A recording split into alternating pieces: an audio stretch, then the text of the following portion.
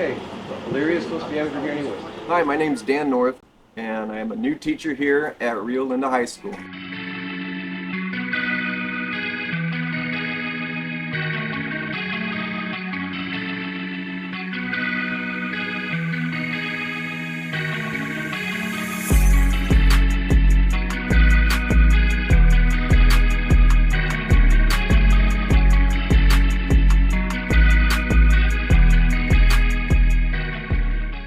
First off, just want to say you're a really good teacher here. Someone chose you. But Thank you. I want to know, could you share a little bit of background? Like what inspired you to become a teacher? And what most importantly, why did you become a teacher here for Rio Linda High School? Sure. So I grew up in Turlock, and that's in California, south of Modesto, and it's a rural area, much like the area here in Rio Linda. And at Turlock High School, I had a fun math teacher, and he taught us very well, and he had a sense of humor and a good personality. And even though I wasn't the best math student, the first time I was introduced to a new concept or topic, I would go home and work with one of my brothers who was really smart at math and would show me, this is the way you do it, this is the way you do it, and it was too quick the way he would do it. So sometimes I'd go and meet with the other teacher, and he would show me tricks to figure out how to do something, whereas my brother was much more math-minded. And so I've learned that engineers are really good at math, but they're not so great at explaining stuff. And so when I listened to Mr. Donaldson in my math class, he would explain stuff, and I was like, that's very helpful. And so moving forward here, I went to Sacramento State and I went into child development, but not initially. I started off going for geology, and I had to take a whole bunch of different math classes. And sometimes I passed them on the first time, sometimes I took 2 times to get through them. And then at some point I was like, you know what, maybe this isn't the path I want to go. I would rather work with students and help them learn how to do mathematics. And that's why I chose the other direction. I learned that I was okay with working with other students, and I had the patience to work with them and try to find where are you making the errors, and then how can I see it from your perspective, and then how can I correct it so that you see it the right way. And so for a while during my school time at Sac State, I was a math tutor, private math tutor, and would help students out, and found out I could do this. And changed my whole course from trying to be a geology major to child development, and it worked out. That's pretty nice. That's pretty good. Thought I could help out. Yeah. What type of teaching philosophies and methods do you like to use typically? So the methods change every single day for every single student. You always have to just present material, and I try to give the big picture. And then once you get the big picture out there, then you start explaining well, why are we doing this? Where's this going? I want to be able to give more than just, all right, follow me, copy exactly what I do, and let that be it for the day. I'd rather it be like, I want to know the whole picture going into it. And that's what worked for me as a student, and it seems that works best for students that are going to pay attention and focus in class. They like to see the big picture instead of viewing little snippets at a time. Now, as far as like a philosophy goes, I believe everyone can learn what we're doing here at high school or junior high or elementary. I believe everyone does have a threshold or a capacity, but once you get to a certain spot, things get tougher. And I always equate that to Usain Bolt. Do you know who Usain Bolt is? No, I don't actually. Very, very fast runner and wins everything in the Olympics. Simple to put it. Have you heard of Michael Phelps? Nope. I think he has the most gold medals for swimming. And so I'm bringing up those 2 people in particular because their threshold or capacity, should I say, is much higher than mine. I could practice sprints forever, but I'll never be able to run faster than Usain Bolt. I could go swim in that pool for years and years and years, but I'll never be faster than Michael Phelps. There's some people, they just have a capacity that's higher than mine. But my job as the teacher is to try to find everyone's levels and say, can we, bring that up a little bit? Can we elevate to a little bit higher level and make sure we don't just start tapping out right at the beginning, like, oh, this is too tough, I can't do it. I can't do math. I'm like, no, I can't settle for that. Because the math we're doing right now isn't impossible. I believe everyone should be able to have the ability to do this math. So if I can add to it, I always use the term yet. So when I walk around with a student and they're like, oh, I can't do this, I can't graph a line, I can't figure out how to do, the quadratic formula, I'll say, add the word yet, because if we spend enough time on it, you will figure it out. So you just don't want to get into that locked mindset where you say, nope, I cannot do it. That's not the way to go. Right, yeah. Seems you do a lot for these kids. Wow. And then Try, yeah. Have you had any challenges trying to teach at all, in your career? Yes, I would probably say the biggest challenge, and I'm sure most teachers would agree with me, was when the schools all got shut down. In our district, it was March 13th, 2020, that Friday, and then we were kind of out on a limb for several weeks without a true direction of what to do. And then from there came the Zoom period, and I don't think much education occurred during the Zoom time period for most students. I had a student named Yufei Lee, who I never heard his name pronounced properly, so I might be screwing it up, but I've never heard his voice. But he was one of the students on Zoom that did everything. He answered in the little chat box to the side, he did all the homework assignments, passed all of his tests, and made it a joy. But if it wasn't for him, Zoom was probably the darkest time period of all of all my teaching career. That was tough. I remember Zoom. It was not fun. No, it was not fun. Nobody learned at all. You kind of need that person to be there, to be in person with you instead of being virtual. I Not agree. really the most, But to turn it from the dark side, how have it turned to more light? Mhm. Do you have any rewarding moments at all?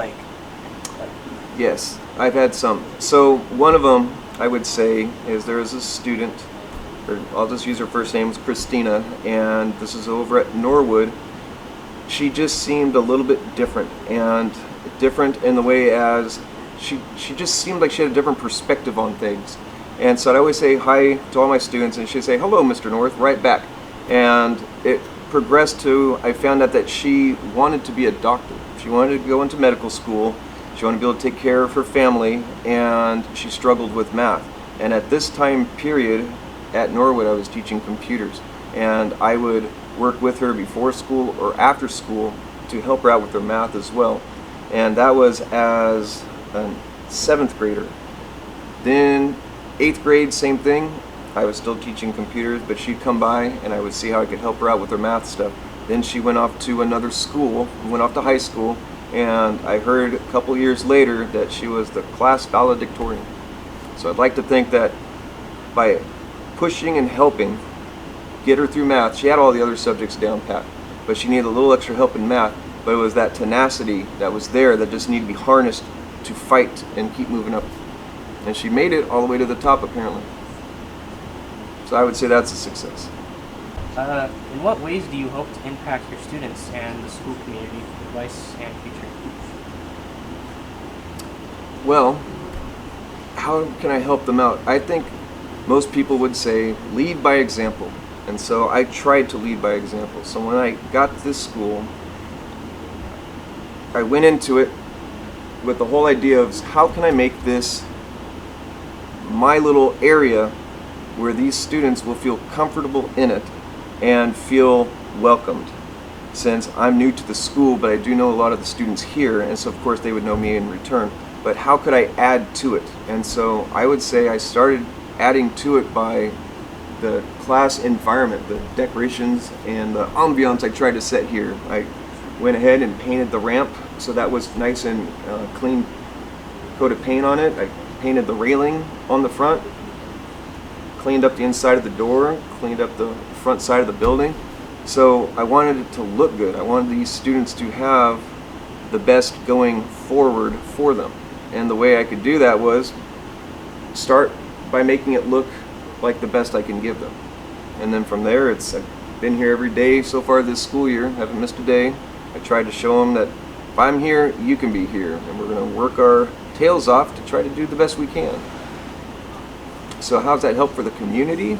I think it's just kind of the whole idea of leading by example. It's like, I'm putting in my best effort, you put in your best effort on whatever it is.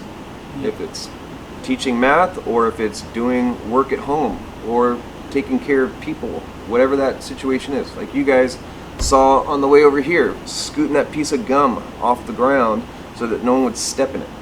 So just take that extra moment, move the gum. I mean, it's little things that make all the difference. Beyond something like your teaching and stuff, do you have like any passions or interests at all? Like, do you typically outside of school, do you also like help out the community and just clean up and So I don't do that as a sponsored event, but I am always first to bend down and pick up some garbage on the ground and walk it to the garbage can. I will always remember my days at Denair Food Center and moving shopping carts from way out in the parking lot back up to the front. Even today I grab shopping carts and I re-corral them, even though I don't plan on using a shopping cart. It's just all the little things, if they all add up and if everyone did a little piece, it helps out the whole community. And as far as interests go, I would say I love dealing with the stock market, and a lot of the students that have known me know I like playing with the stock market, and sometimes you win, sometimes you lose, but I enjoy the struggle or the challenge, the study that's involved with trying to understand the companies, when to invest, when not to invest, what else is affecting the market at that time. That's one interest. Another interest is cars. I'm into cars, but it seems like when I was younger, I always wanted to have the nice fast car, and I worked on building a really nice fast car. But then, since then, becoming more into the family lifestyle, I don't have money that I want to spend into souping up a car. Now it's just a matter of keeping them going. And so I enjoy the challenge or the struggle of trying to fix and maintain my own cars. So I don't mind going to Pick and Pull and watching YouTube and trying to see how to take apart something so I can fix it and not ask someone else for help or have to pay someone else. Remind me a lot of my dad. Well, there you go. And then I know that comes into the class. So how does my personal interest help me out at school? I have a picture of this tiny little screw, and the sides of it, the faces of it, are all chewed up. And it was this little piece on a 96 Buick Century, and my daughter's car was stalling. And I knew it was this idle air control valve. But the way it was positioned in the engine, it's really tough to get to. And so I had to use needle nose, what are they called? Not channel locks, but they lock. And it took me over an hour to turn this tiny little screw out just so I could get the piece out, clean it, and then go backwards and replace the piece back into the car. And that one little screw took me an hour. So I took a picture of it and showed my students. I said, this little screw, it wasn't an option to not do it. I didn't have a choice. I had to get this little screw out, as horrible and miserable as it was, bending over a car, hitting your hands on stuff, but it had to be done. And sometimes that's the way life is. It's gonna hurt and it's not fun, but you don't always have an option. Sometimes something has to be done. And I try to bring that again into the classroom with the idea of they teach grit, teach tenacity. Yeah, hard work. Sometimes you don't have an option. Just do it. Do it and make it the best you can do. Well, to end things off, could you share an example of a lesson or project you're particularly proud of with us? Sure, love to. So let's go back to 2020 again.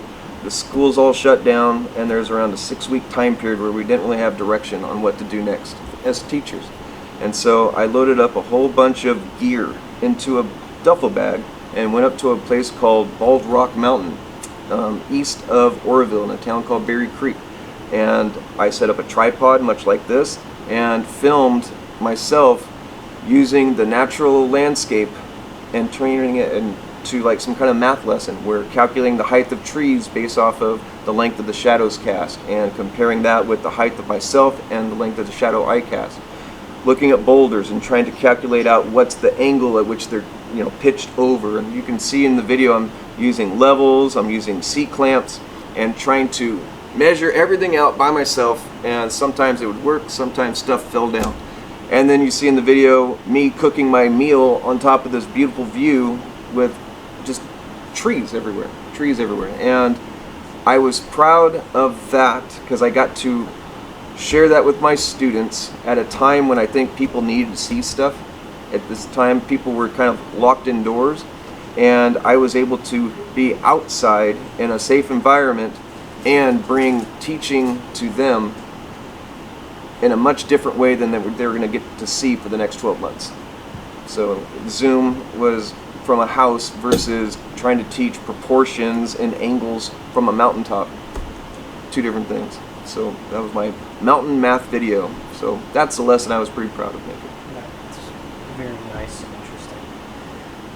Thank you for the interview you've given us today. Of course, thank you for interviewing me.